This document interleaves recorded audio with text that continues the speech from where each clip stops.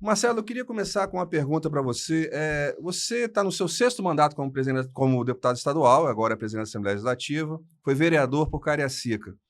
Curiosidade que eu tenho, o que mudou nesses anos? O eleitor mudou? O homem público mudou ou nada mudou? Mudou.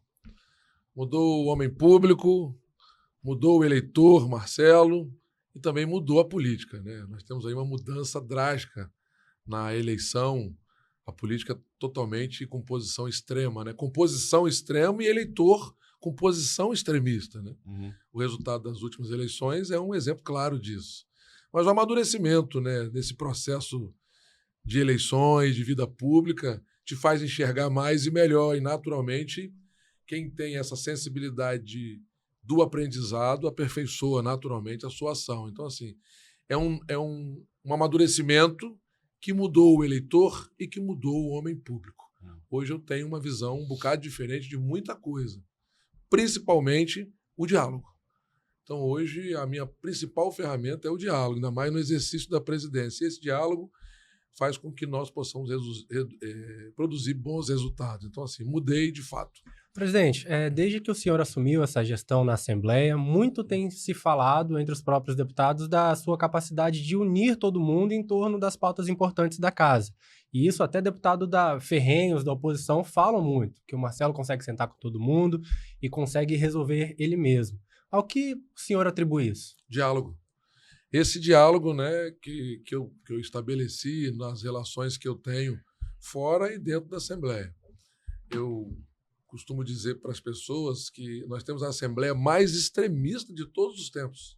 Uma composição totalmente diferente das 5 últimas Assembleias Legislaturas que eu participei.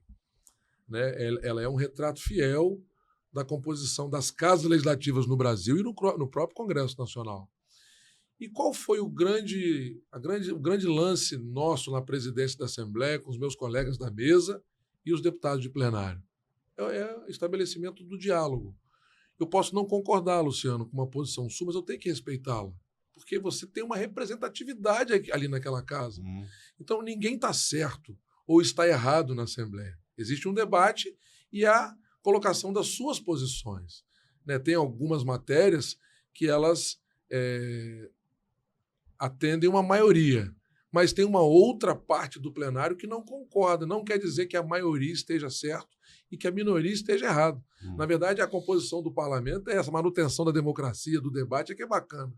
Então, eu estabeleci isso e nós temos uma agenda constante, justamente, de antecipar, inclusive, pautas que nós teremos para frente e esse diálogo. Porque, se fosse em outro tempo, ou da forma que estava iniciando a construção dessa legislatura, nós teríamos um debate ali que poderia chegar até às vias de fato, que é o que acontece no Congresso Nacional. Então, nós temos lá uma casa plural, uma composição totalmente diversificada, mas eles se respeitam.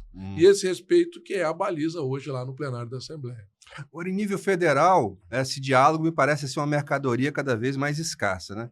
E o senhor já se manifestou aqui nesse mesmo estúdio, que o senhor almeja talvez um posto federal, um mandato federal. Isso aí. Como levar esse diálogo ao Congresso Nacional, onde a polarização está assim, no nível máximo?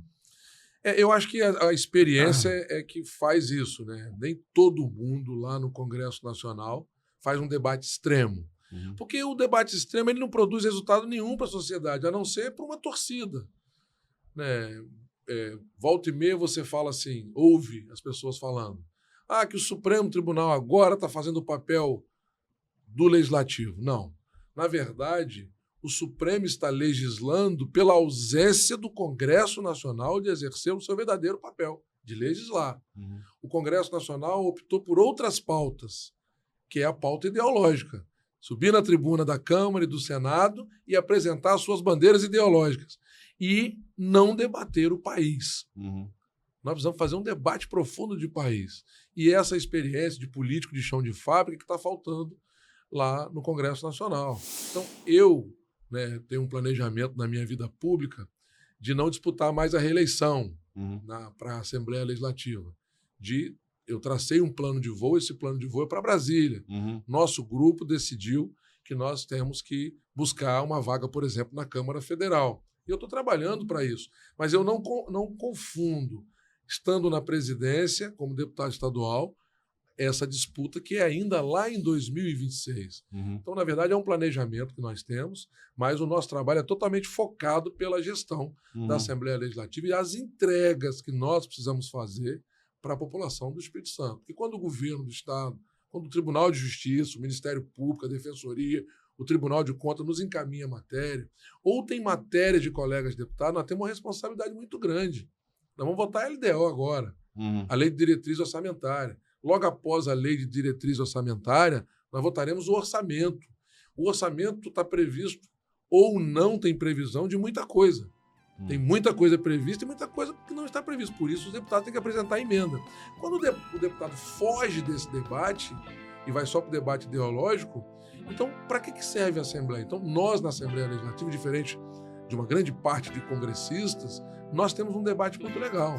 Horas, naturalmente, você tem lá um debate ideológico, mas ele não é o principal ingrediente dos debates principais que nós temos lá na Assembleia Legislativa.